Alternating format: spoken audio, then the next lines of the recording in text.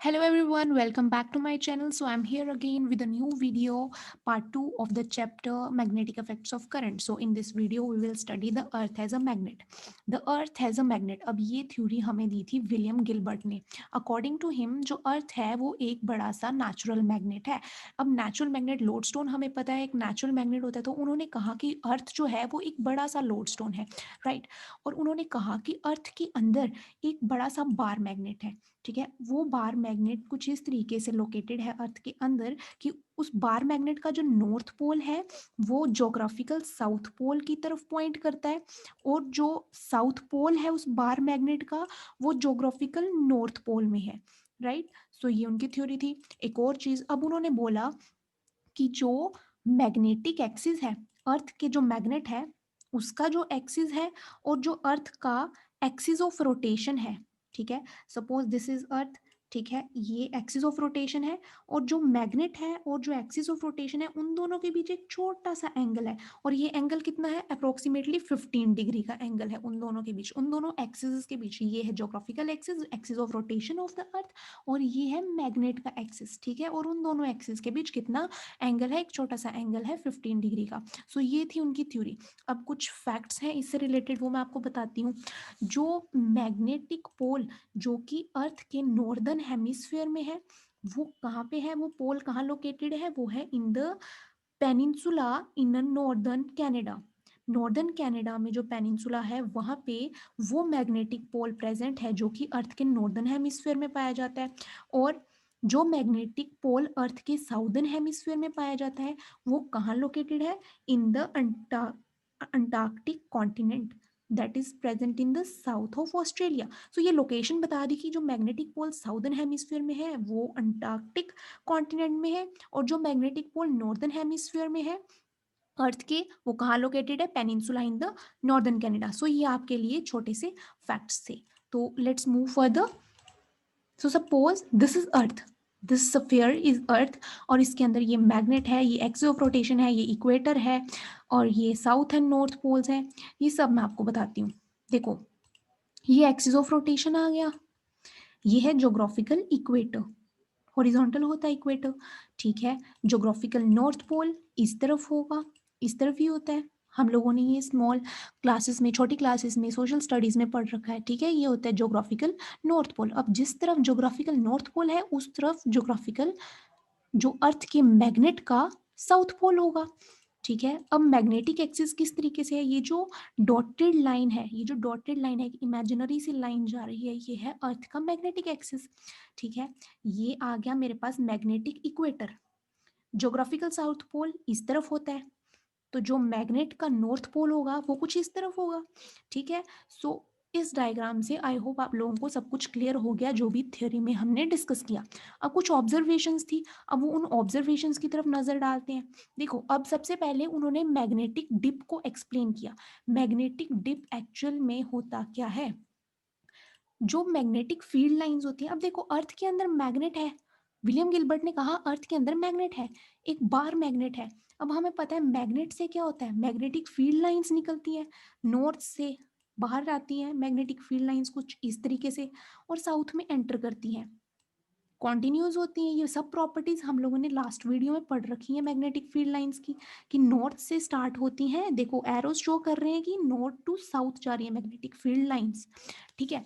अब ये magnetic field lines जब अर्थ के सरफेस से बाहर आती हैं, ये अर्थ का सरफेस है, जब उससे वो बाहर आएंगी, वो बाहर आ रही हैं या फिर वो एंटर कर रही हैं, ठीक है, कुछ भी ऐसा होता है, जब वो अर्थ के सरफेस से बाहर आती हैं तो वो कुछ एंगल बनाती हैं. एंगल अब हम किसके साथ देखेंगे, जो मैग्नेटिक इक्वेटर होगा, ठीक है. ये है हमारे पास एक्सिस, मैग्नेट का एक्सिस, और ये मैग्नेटिक इक्वेटर, ठीक है. अब कोई भी मैग्नेटिक फील्ड लाइन है वो इस तरीके से बाहर जा रही है, सपोज, एंड सपोज कर लेते हैं ये 30 डिग्री है, तो ये जो एंगल बन रहा है इस इक्वेटर के साथ, मैग्नेटिक इक्वेटर और इस फील्ड लाइन के बीच, देखो जब ये अर्थ के सरफेस से बाहर आई तो कुछ एंगल बना रही है, 30 डिग्री सपोज कराई है हमने, ठीक है. तो ये एंगल क्या होगा, मैग्नेटिक डिप, ठीक है, या फिर इसको हम कह सकते हैं मैग्नेटिक इंक्लिनेशन.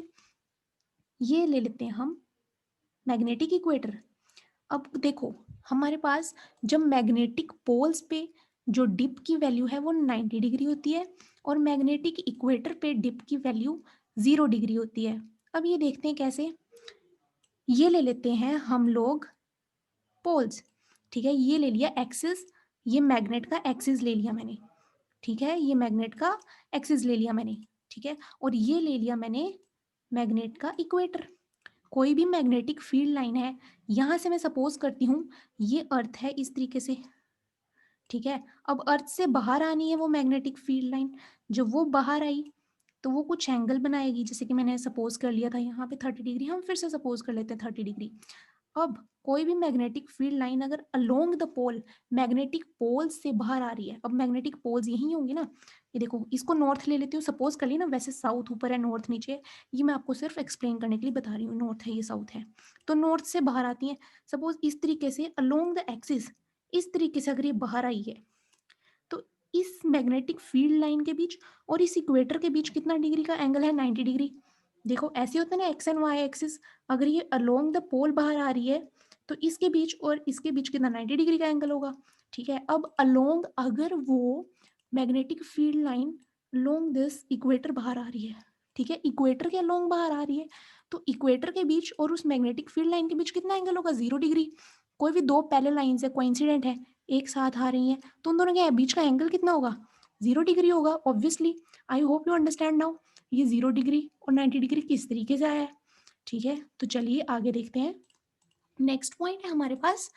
अब देखो जब हम एक मैग्नेटिक नीडल इस तरीके की होती है, ये हमने पिछली वीडियो में भी बताया था आपको, ठीक है, ये मैग्नेटिक नीडल है, जब इसको हमने अर्थ के सरफेस पे रखते हैं तो क्या होता है, मैंने क्या बताया था आपको, ये मैग्नेटिक नीडल है, इसकी मैग्नेटिक कंपास है, इसके अंदर जो ये नीडल होती है ना, ये पार्ट, ये क्या होता है, ये छोटा सा मैग्नेट होता है, जो जो पार्ट इसका नॉर्थ की तरफ डिनोट करता है उसको नॉर्थ पोल कहते हैं, जो पार्ट इसका साउथ की तरफ पॉइंट करता है वो इसका साउथ पोल होता है, इस तरीके से, ठीक है। अब क्या होता है, जो मैग्नेट कंपास है, मैग्नेटिक कंपास है, उसकी जो नीडल है उसका नॉर्थ पोल किस तरफ पॉइंट कर रहा है, जिस तरफ अर्थ के मैग्नेट का साउथ पोल है, इस तरफ पॉइंट कर रहा है ना। देखो नॉर्थ पार्ट किस तरफ पॉइंट कर रहा है, जिस तरफ साउथ पोल है अर्थ के मैग्नेट का, और जो कंपास की नीडल का साउथ पोल है वो किस तरफ कर रहा है पॉइंट, जिस तरफ अर्थ के मैग्नेट का नॉर्थ पोल है।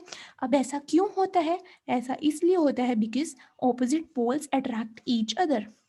अब देखो अर्थ जो है, अर्थ का मैग्नेट वो एक मैग्नेट है, और जो नीडल है वो भी एक स्मॉल मैग्नेट है, ठीक है, ये भी मैग्नेट है, ये भी मैग्नेट है, इसका जो नॉर्थ है और इसका जो साउथ है ये एक दूसरे को अट्रैक्ट करेंगे, इसका साउथ और इसका नॉर्थ एक दूसरे को अट्रैक्ट करेंगे, ठीक है। तो जब मैंने इस चीज़ को यहाँ पे प्लेस किया तो जो इसका नॉर्थ है वो इस तरीके से पॉइंट करेगा और जो साउथ है वो नॉर्थ की तरफ पॉइंट करेगा, ठीक है। अब मैं देखती हूँ इसमें कुछ आपको मैं बताऊंगी, थोड़ी सी डेविएशन आती है। होप आपको ये पॉइंट समझ आ गया कि जो कंपास का नॉर्थ है वो साउथ की तरफ क्यों पॉइंट करता है और उसका साउथ नॉर्थ की तरफ क्यों पॉइंट करता है, क्यों, क्योंकि opposites attract each other. So let's see next. अगला पॉइंट हमारे पास आता है कि जो ये जो कंपास है ना, इस कंपास की जो नीडल है उसका जो नॉर्थ पोल है वो अर्थ के एग्जैक्ट जो रियल नॉर्थ पोल है, जोग्राफिकली जो हम नॉर्थ पोल जिसको कहते हैं उसके साथ कोइंसाइड नहीं कर रहा। ये है अर्थ का नॉर्थ पोल, ये है नीडल का नॉर्थ पोल, ठीक है। इन दोनों के बीच देखो कुछ डिफरेंस है ना। अब ये डिफरेंस क्यों आता है, ये exact real north pole, this is real north pole, let is denote by R, और ये है नीडल का नॉर्थ पोल, इन दोनों के बीच कुछ एंगल है, इस एंगल को हम कहते हैं मैग्नेटिक डेक्लिनेशन। अब इसका रीजन क्या है ये तो बता दिया मैंने, इस एंगल को हम डेक्लिनेशन बोलेंगे। ऐसा क्यों होता है, देखो ये है axis of rotation of the earth और ये है मैग्नेट, अर्थ के मैग्नेट का एक्सिस। अब जो नीडल है वो एक मैग्नेट है, वो किसकी तरफ पॉइंट करेगी, वो मैग्नेट के अकॉर्डिंग पॉइंट करेगी, तो मैग्नेट के अकॉर्डिंग वो इस तरफ से नॉर्थ को पॉइंट कर रही है, इस तरफ पॉइंट इसलिए नहीं कर रही क्योंकि वो मैग्नेट के अकॉर्डिंग पॉइंट करेगी। सो मैग्नेट का तो पोल इस तरफ है ना, मैग्नेट का एक्सिस ये है, उस हिसाब से जो नीडल है वो पॉइंट करती है। तो इसलिए थोड़ी सी डेविएशन आ जाती है रियल से। ये रियल इसका नॉर्थ था, ठीक है, अर्थ का रियल ज्योग्राफिकल नॉर्थ है, लेकिन जो अर्थ के मैग्नेट का एक्सिस है वो थोड़ा सा डेविएटेड है। इसी वजह से जो नीडल है वो भी थोड़ी सी डेविएट हो जाती है रियल पोल से। सेम नॉर्थ से भी थोड़ी सी डेविएटेड है और साउथ पार्ट से भी थोड़ी सी डेविएटेड है। इसको कहते हैं मैग्नेटिक डेक्लिनेशन। और इसका रीज़न यही है कि जो हमारा अर्थ का एक्सिस ऑफ रोटेशन है और जो अर्थ के मैग्नेट का एक्सिस है, उन दोनों के बीच कुछ एंगल है, ठीक है, कुछ डिफरेंस है, वो एक दूसरे पे कोइंसाइड नहीं करते हैं। अगर वो दोनों कोइंसाइड करते तो नीडल ने भी सेम डायरेक्शन पॉइंट करनी थी, right. So I hope you understand all this. So ये सारी थ्योरी विलियम गिलबर्ट ने दी थी। उनके अकॉर्डिंग ये रीज़न था कि क्यों नीडल जो है डेविएट होती है। सो आई होप आपको ये वीडियो समझ में आई होगी। This was a very easy topic to understand. अगर आपको समझ आया है तो please like my video, share it with your friends and subscribe my channel. So for next video, wait for it. Till then, bye bye and take care all.